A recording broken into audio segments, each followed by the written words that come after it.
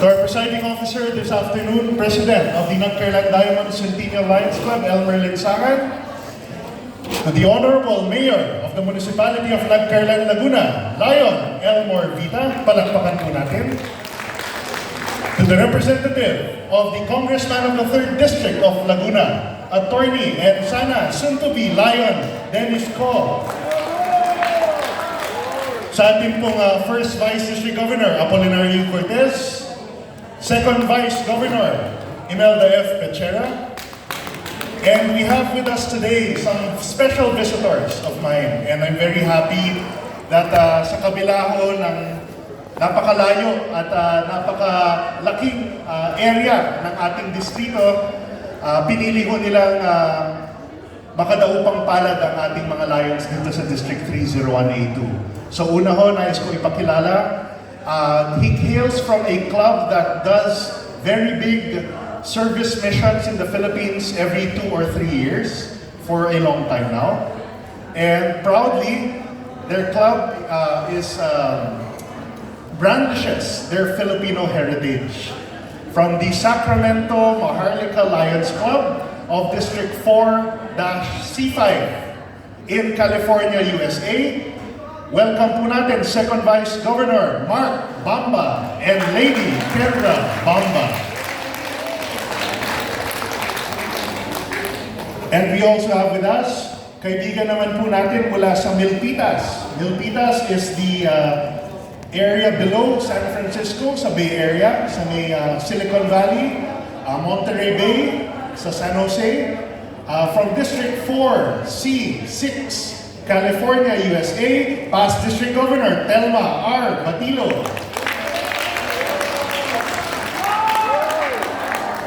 At kanina nga, mukhang nauna na po sila dahil may mga commitment pa po sila sa Pakil, Pangil, Laguna. Yung ating kaibigan na si past District Governor Augusto June Valera Jr. at si past District Governor Esther Lee na kapwa mga taga District 4-C4 sa California.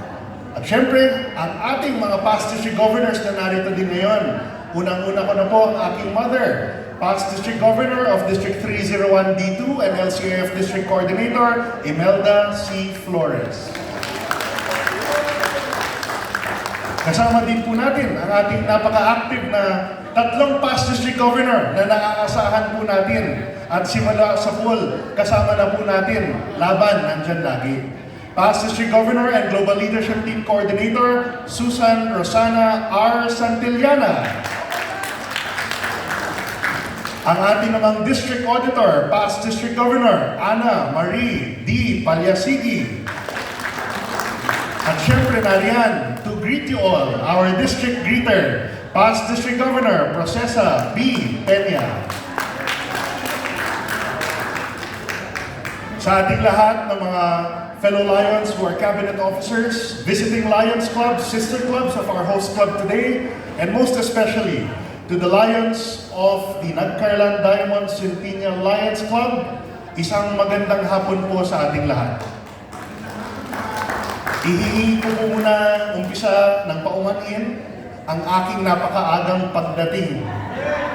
At sa kabila naman yan, palakad ho ako pumasok dito sa ating selebrasyon ngayon, nakita ko ang saya-saya naman. At gaya nga ng ipinabatid ng ating Secretary Olive, magiging masaya ang pagdiriwan na ito ng Nagcarlan Diamond Centennial Lions Club. I take special pleasure at being invited to speak today on the occasion of the induction and anniversary celebration in advance of the Nagcarlan Diamond Centennial Lions Club. Since being chartered in Lion Year 2017-2018, your Lions Club has indeed grown to prove its mark, its stature in the municipality that you love and serve, and beyond. Lions International benefits from your active participation because of the tireless work of your officers and members in ensuring that critical service is rendered to the underprivileged and less fortunate here in your town and around the province of Laguna. Our association uplifts its image, improves its reputation, and thereby benefits from your participation.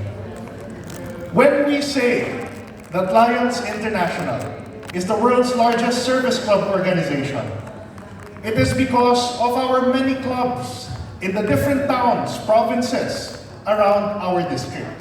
Not so much because of our district structure or administrative operations, but because of the many Lions that continue to want to show that they are part of this great organization.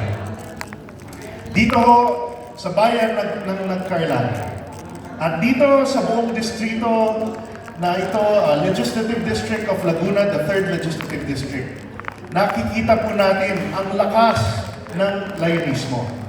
Hindi naman ho dapat tayo ay magtaka. Dahil sa isang taon, sa darating na Lion Year, ay manunumbalik ang pagiging governor ng ating distrito dito ho sa inyong lalawigang Laguna. And for the very first time, the city of San Pablo will be producing its first ever Lions Governor. At walang iba, kundi ang ating first Vice Governor, Apolinar U. Cortez. Tunay pong kaabang-abang ang magiging termino ng ating magiging Governor Paul Cortez. Napakasaya ng magiging handa niya para sa kanyang termino.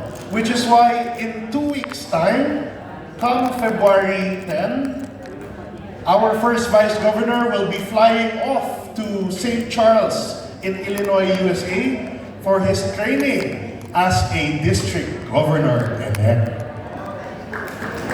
So we wish him well.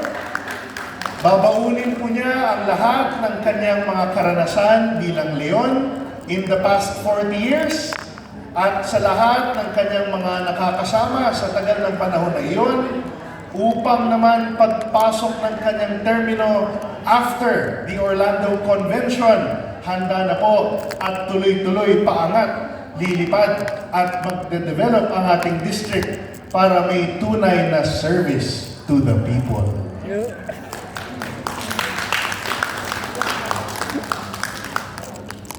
Leadership development in our organization is important. We must develop leaders from different clubs, different regions and zones across our district. It is my personal belief that as long as our fellow Lions are continue to be willing to learn, our district must also support their open-mindedness and willingness. Here in the Nagcarlan Diamond Centennial Lions Club, I am very proud because you have one product from the recently concluded Emerging Lions Leadership Institute held in Seda Hotel in Quezon City. Walang iba, kundi ang Club Secretary, Olive Apasionado. Asan siya? So along with your counterparts in the Regional Lions Leadership Institute na narito ngayon at nais ko rin batiin, yung ating Zone Chairperson, Ana Corina Tan, Zone Chairperson, Imelda V. Harley, at Region Chairperson, Dandino Nino Ambray. Kasama po nila si Secretary Olive nung naglahok ko sa ating nakaraan na Regional Lions Leadership Institute at Emerging Lions Leadership Institute. At bilang isa naman sa mga nagturo, masasabi ko naman napakasipag at talagang pinag-aralan nila at pinaghandaan ang kanilang mga module at mga klase doon. We want to develop new leaders, new blood. At sa aking pananaw, dapat lamang din bigyan at pagtuunan ng pansin ang mga fellow Lions natin dito ho sa Laguna, specifically Laguna B Region. Sa Lion Year na ito, ating isinagawa ang reorganization of Lions Regions and Zones. At bunsod po nito, ang Laguna na dati pong kinabibilangan ng Region 4 at Region 5 ay ating pong isinaayos dahil dati pa pong nakadikit ang lalawigan ng Quezon sa region na ito. Sarili na pong region ng Lions ang Quezon Province, At meron na pong clear delineation at jurisdiction ang dalawang region natin sa Laguna, ang Laguna A region na pinamumunuan ng ating region chairperson Anastasio Jun Catalan at ang ating Laguna B region na region chairperson Nino Ambray. Napakalakas ng sigla ng ating dito ho sa 3rd and 4th District of Laguna ngayon. Umiikot po ito, syempre, sa lungsod ng San Pablo, kung saan tayo merong 5 club or 6 na club po ba. Nagkakaroon na po tayo ng club sa iba't pang mga bayan ng 3rd District, gaya po ng Nagcarlan Diamond Centennial Lions Club. At ang ating dating nag-iisang club sa 4th District na Magdalena Pintong Pilak Lions Club ay nanganak na rin at nagkaroon ho ng Lions Club sa inyong kabisera, ang Santa Cruz Cabecera Lions Club. Nais kong batiin ng mga Pangulo, Dr. Rosemary Sabado, President of the Laguna University, and Charter President of the Cabecera Lions Club, Nina Pamatmat. Sa makatuwid ho, kinabukasan, hiniling po ng Zone Chairperson Hilda Tapongod na habang narito na po ang ating distrito kasama ang mga Lions dito sa Laguna, ay kung pwede magsagawa na rin mo ng ating magiging malawakang new member orientation. Kung kaya't bukas ho ng hapon, ating isasagawa ang isang new member orientation para sa mabubuong Lions Club na isa pa, ang Santa Cruz Primero Lions Club, at ang isang proposed panibagong Lions Club ho sa Pagsanhan, katuwang ang asawa ho ng buting punong bayang Aresya, at ang isa pang Lions Club na sana pwede nating mabuo nga sa bayan ng Kalawan, katuwang ang San Pablo Infinity Lions Club. We continue to work towards growing our presence here for only one reason. Our organization is in the midst of what we call Mission 1.5. Mission 1.5 is the global initiative to grow our membership to 1.5 million members by June 30, 2027, the conclusion of the term of our present Second Vice Governor Mel Pechera.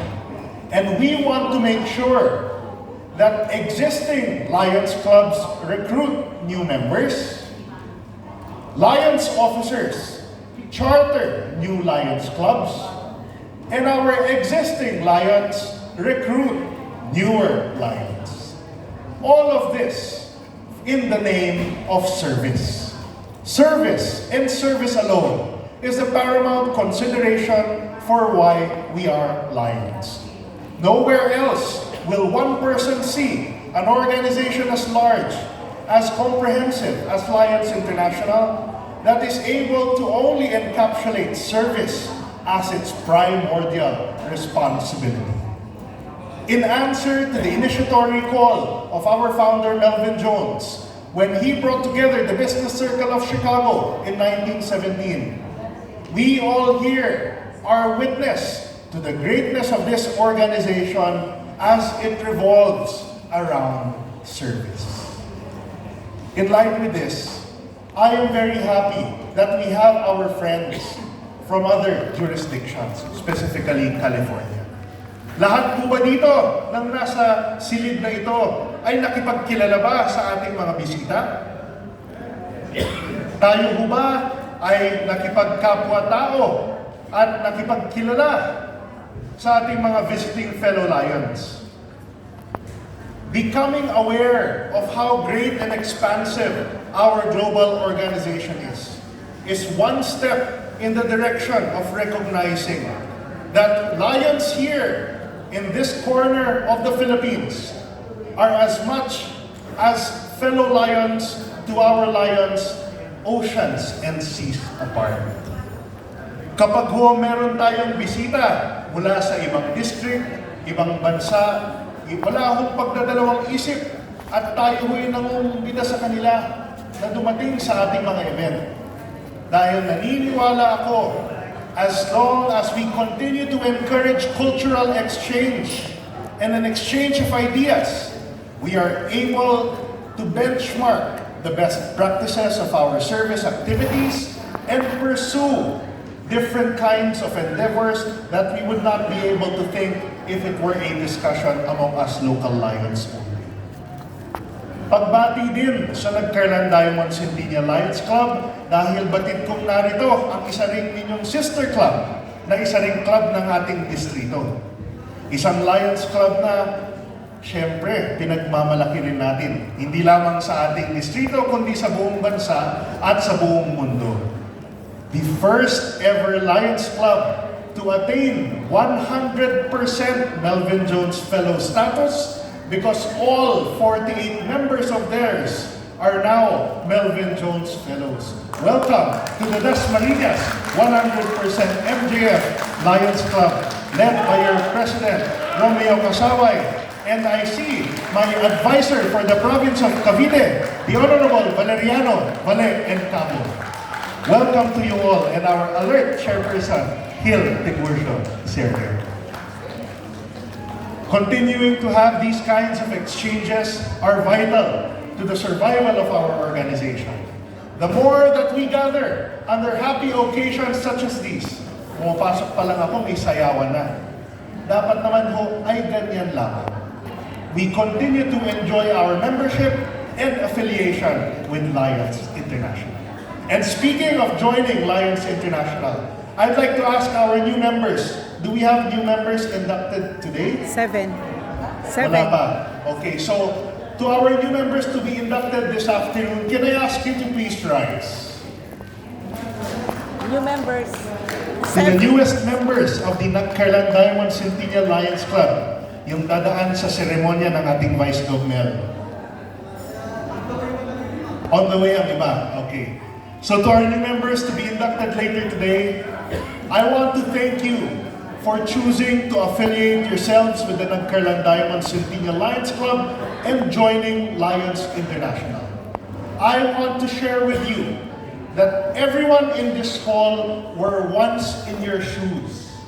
We all once took our oaths of membership, not really knowing how great an organization Lions International is, nor comprehending the oath that we were promising ourselves into.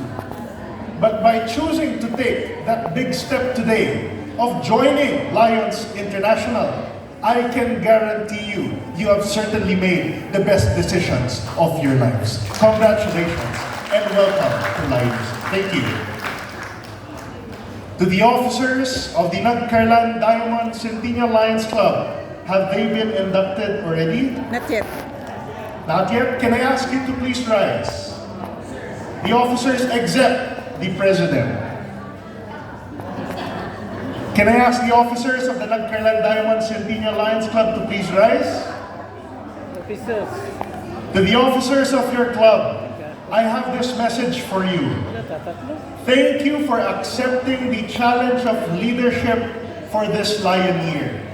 Magkakatuwang po tayo, ang distrito at ang inyong club, to make sure that we align with the theme of our International President Fabricio Oliveira in making your mark. Congratulations to the officers of the Nagkarlan Diamond Centennial Lions Club. Thank you. Please take your seats. And lastly, I'd like to call on the man of the hour, President Elmer Linsangan, to please rise. President Elmer, this year yet again, you have accepted the mantle of leadership.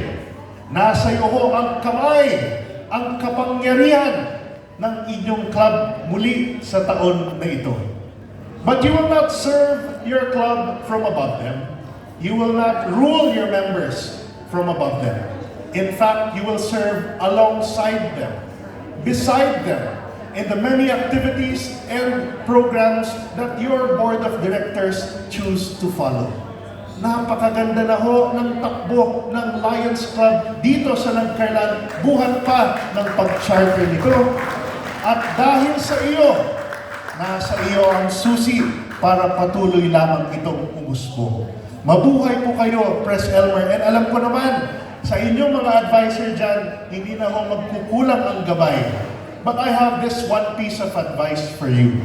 And that is to do what is right, to do your best, and God will take care of the rest. Congratulations again, President. Muli, fellow Lions, in grand gatherings such as these, or in the many service projects that we attend to, I am sure Lions continue to enjoy their membership because of the works that we do, whether near or far. Kaunting anunsyo lang po. This coming April 5, 2025, idadaos po ng ating district ang ating taunang 22nd Sub-District Convention na gaganapin sa Summit Golf and Country Club in Lipa City, Batangas. We look forward to inviting all our fellow Lions to joining us, and we look forward to again electing our endorsed candidate for International Third Vice President, past International Director Michael So. Registration details will soon be posted by our cabinet officers, and we look forward to seeing you there. Sunod po diyan, we also look forward to our 76th Multiple District 301 Lions State Convention. Our national convention will be scheduled on the 23rd to 25th of May 2025 doon po sa amin sa Clark, Pampanga.